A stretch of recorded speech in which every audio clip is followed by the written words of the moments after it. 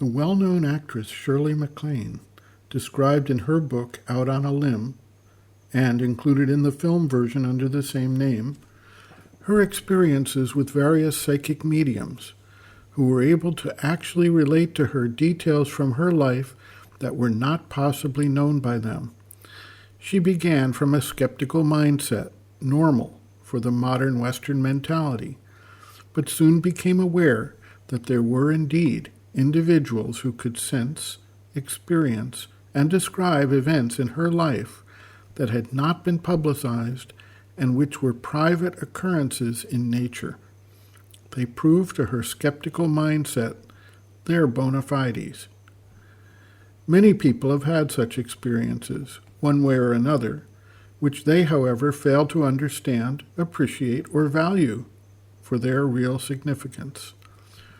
One individual reported having seen several people in a dream state that he would, years later, meet in the physical world. He recognized them, understood by that experience the role they would play in his life, and in fact, the limits that that role would have, and the time of separation when that role was completed. He navigated through certain decisions based on this knowledge. Certain law enforcement agencies have consulted psychics with mixed results. In some cases, the psychics were able to provide information and clues that helped solve the case, with facts that were otherwise unknown to the police at the time. In other cases, the agencies determined that the information was accurate, but too general to be of specific benefit. And in some other cases reviewed, there was little, if any, benefit. It is clear that not all psychics are of equal caliber and capability in these matters, and that not all circumstances can be equally amenable to psychic view of the matter. But it is clear that between reviews done by certain U.S. agencies, including the Department of Justice, DOJ, CIA, the FBI, and various local law enforcement agencies, the activity of qualified and competent psychics has indeed proven to be valuable and extremely useful in solving cases. Sri Aurobindo writes, quote, "The true and direct knowledge of vision of past, present, and future begins with the opening of the psychical consciousness and the psychical faculties.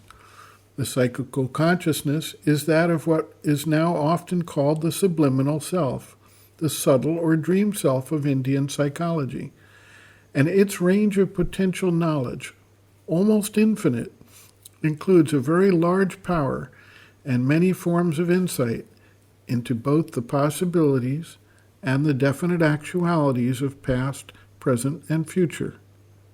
Its first faculty, that which most readily attracts attention, is its power of seeing by the psychical sense images of all things in time and space. As exercised by clairvoyants, mediums, and others, this is often, and indeed usually, a specialized faculty limited, though often precise and accurate in action, and implies no development of the inner soul or the spiritual being or the higher intelligence. It is a door opened by chance or by an innate gift, or by some kind of pressure between the waking and the subliminal mind, and admitting only to the surface or the outskirts of the latter.